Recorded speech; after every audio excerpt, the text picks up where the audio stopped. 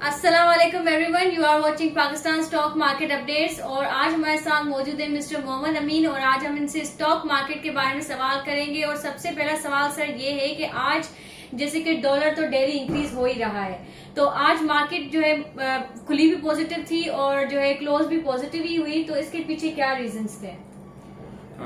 देखिए, सबसे पहले तो वालेकुम सलाम। देखिए, मार्केट तो काफी अरसे से आप देख रहे हैं, बल्कि लास्ट वीक पूरी मंदी रही। और जो टेक्निकल तौर पे देखा जाए और दूसरा फंडामेंटल देखा जाए, रेट वाइज देखा जाए, तो मार्केट कुछ मार्केट के अंदर तेजी का करेक्शन था। मुसलसल मंदी हो रही थी, मुसलसल रेट गिर रहे थे, कुछ रिजल्ट का सीजन था।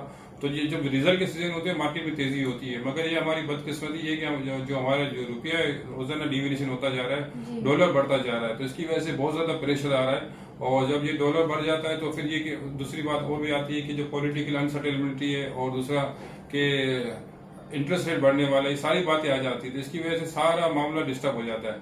अभी जो आप जो तेजी देख रहे हैं, ये पाकिस्तान में अभी जो तमाम पॉलिटिकल पार्टियां जो एक मौक़िफ़ की तरफ जा रही है, मीसाक़ जमहूरियत उसकी तरफ जा रही है, तो उस तरफ अगर मीसाक़ जमहूरियत में साइन हो जाता है तो ये कि मुल्क के मार्शल लॉ वगैरह दूसरे इस किस्म के जो हालात नहीं आएंगे, तो इसकी वजह से साइन कर रही है, तो इसकी मार्केट में तेजी भी।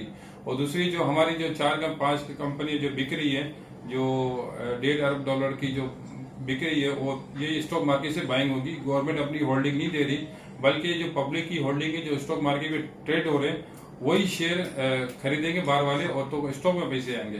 तो इसकी वजह से जो अच्छे अच्छे शेयर है वो मार्केट से गायब होने शुरू हो गए। पहले भी गायब हो गए थे, फिर दोबारा जो करेक्शन की वजह से फंडामेंटली जो देखा जाए, सेटलमेंट रेशो भी बहुत अच्छा आ रहा था, इंडिविजुअल की बाइंग हो रही थी दूसरे सूबों की, तो ये सब बाइंग रुक गई थी। दूसरा जो इस वक्त जो मंदी में जो होते हैं, जो शॉर्ट सेल करते, वो इस वक्त मार्केट की एक मतलब बादशाह बन गए थे। तो वो जो भी कोई भी अच्छी बुरी न्यूज आती थी तो फौरन शॉर्ट सेल करते थे, वो मार्केट को तोड़ देते थे, क्योंकि अब बायर खड़ा नहीं हुआ था, तो उनको बहुत अच्छा मौका मिल गया था मार्केट तोड़ने का। तो इसकी वजह से मार्केट बहुत ज्यादा डिस्काउंट हो गई थी। अब ये कि ये पूरा तो ये साल है, इसमें साल में तो बहुत ज्यादा तेजी नहीं होगी, क्योंकि रिजल्ट वगैरह जो हमारा सुपर टैक्स लगा है वो कंपनियों के प्रॉफिट खत्म कर रहा है। जब तक इंटरेस्ट रेट का भी मामला हल नहीं होता, जो कॉस्ट बढ़ गई है, ये सारी चीजें सर्वाइव करना अभी थोड़ा भी मुश्किल है। कब वक्त है, मगर ये सब सर्वाइव हो जाएगी तो इसमें पूरा साल निकल जाएगा। इसके बाद फिर थोड़ी हालात सही हो जाएंगे तो मार्केट चलना शुरू हो जाएगी। सर मुझे आज बताइएगा कि ईफर्ट और एंग्रो पॉलीमर है, उसमें ऐसी क्या न्यूज आई कि इनका रेट इतना नीचे आया? मैंने जो कंपनी के फंडामेंटल चेक किए हैं तो वो भी उसमें भी जो है ना डिक्रीज ही शो हो रहा है, तो उसके पीछे क्या रीजंस हैं? देखिए, ईफर्ट का जो रिजल्ट आया एग्रो फर्टिलाइजर का, उसमें डिविडेंड नहीं आया और लॉस आया। इनका जो लॉस की सबसे बड़ी वजह थी सुपर टैक्स लगी है, तो इनका जो प्रॉफिट खत्म हो गया और इसकी वजह से प्रॉफिट खत्म हो गया। वैसे भी एग्रो फर्टिलाइजर ने 2 दफा 5-5 रुपए डिविडेंड दे दिए थे, तो इसका तकरीबन साल का 12 रुपए कोटा था, वो 10 रुपए तो ऑलरेडी दे चुका है। अब ये जो टैक्स लग गया तो इसमें इनका प्रॉफिट लेस हो गया। सर सुपर टैक्स भी देखा जाए तो जस्ट 10% है और इतनी बड़ी जो है ये कंपनी है, तो सुपर टैक्स की वजह से ये कंपनी क्या बिल्कुल डाउन चली जाएगी? इतना ज्यादा लॉस? देखिए, सुपर टैक्स एक नहीं है, इसके अलावा इंटरेस्ट रेट भी है, कॉस्ट भी बढ़ गई है और सेल भी कम हो गई है, इलेक्ट्रिसिटी भी बढ़ गई है, बहुत सारी चीजें और टैक्स भी बढ़ गए हैं, इंपोर्ट भी बढ़ गया, डॉलर भी बढ़ गया है, जो इंपोर्ट करते रॉ मटेरियल होता है वो भी महंगा हो गया है। और दूसरा मार्केट के अंदर बाइंग नहीं है, सिर्फ स्टॉक मार्केट में नहीं, दूसरी मार्केट में देखें कोई चीज इतनी सेल नहीं हो रही। अगर सेल हो रही है तो कैश में नहीं हो रही, उधार में हो रही है। तो ये सारी चीजें इसमें इनकी वजह कंपनी के बहुत इफेक्ट पड़ता है। जो इनका जो नया माल महंगा बनता है और जो बन जाता है वो फिर बिकता नहीं है, तो ये बहुत ज्यादा इस वक्त मसला है। दूसरा है कि पॉलीमर के रेट दुनिया में गिरे, इंटरनेशनल मार्केट में गिरे, तो इसकी वजह से थोड़ा प्रेशर है। और देखा जाए तो आप देखिए एग्रो कॉर्पोरेशन, उसका भी रेट इसलिए कम हो रहा है कि जो इनकी 2 सब्सिडी कंपनी थी, ईफर्ट और एग्रो पॉली, वो थोड़ी डाउन हो रही है, तो एग्रो कॉर्पोरेशन भी थोड़ा डाउन हो रहा है। सर और आपको कल क्या लगता है कि कल मार्केट कैसे परफॉर्म करेगी? आज जैसे कि कहा जा रहा था स्टार्टिंग में कि मार्केट में प्रेशर होगा, डॉलर का रेट इंक्रीज हो गया, लेकिन इसके बिल्कुल अपोजिट था, मार्केट ने आज बहुत अच्छा परफॉर्म किया और रेट्स में भी मतलब तेजी दिखाई दी। तो कल आपको क्या लगता है? कल तो फ्राइडे भी है, क्या कल प्रेशर होगा? देखिए, आज जो मार्केट अच्छी रही उसमें जो सबसे बड़ा जो किरदार था आईटी सेक्टर का था। आईटी सेक्टर को बहुत अच्छा मतलब डॉलर की रेट बढ़ते हैं तो इनको बहुत अच्छा प्रॉफिट होता है, क्योंकि इनका बिजनेस बाहर होता है, वहां से बाहर से डॉलर में इनकी इनकम होती है। तो आईटी सेक्टर बहुत अच्छा रहा, तो आईटी सेक्टर ने काफी सपोर्ट किया।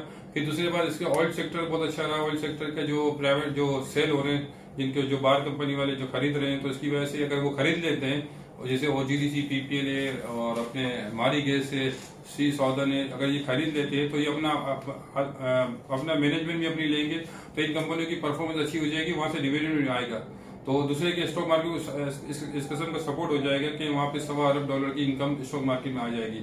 जो काफी अर्से से फॉरेनर एग्जिट हो रहे थे, अब इन होना शुरू हो गए, जैसे TRG की बाइंग फॉरेनर कर रहे हैं अभी तक, तो ये फॉरेनर के जो नंबर आते हैं बाइंग के, वो इन्हीं IT सेक्टर के आते हैं। और दूसरा है कि लोटे केमिकल के बारे में आ रहा है कि 75% की होल्डिंग हो गई है और दूसरी कंपनियों ने बिडिंग में इसका हिस्सा लिया है, तो ये भी बहुत अच्छा हो गया। जैसे भी मल्टीनेशनल कंपनियां हैं, लोटे केमिकल की जो बैलेंस शीट आप देखें कि बिल्कुल ICI की और जो मल्टीनेशनल बड़ी बड़ी कंपनियां होती है उसकी तरह थी।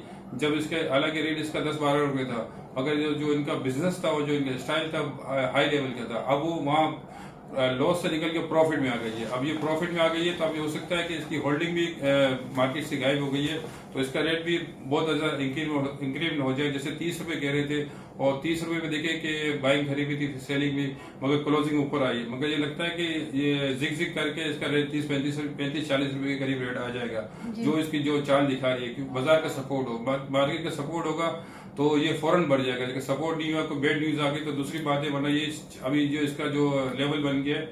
और इसके अलावा मार्केट के अंदर जो आप देख रहे हैं कि जो छोटे शेयर हैं जो 100 इंडेक्स के अंदर शामिल नहीं है, उसमें बाइंग हो रही है, क्योंकि 100 इंडेक्स की आइटम थोड़ी महंगी है, तो यहाँ मार्केट के अंदर वैसे भी लिक्विडिटी शॉर्ट है, तो यहाँ पे जो ब्रोकर हजरात ये छोटे शेयरों में काम कराते, क्लाइंटों को ट्रेड कराते, ताकि वॉल्यूम भी आते रहे, वो सबका काम चलता रहे और गवर्नमेंट को रेवेन्यू मिलता रहे।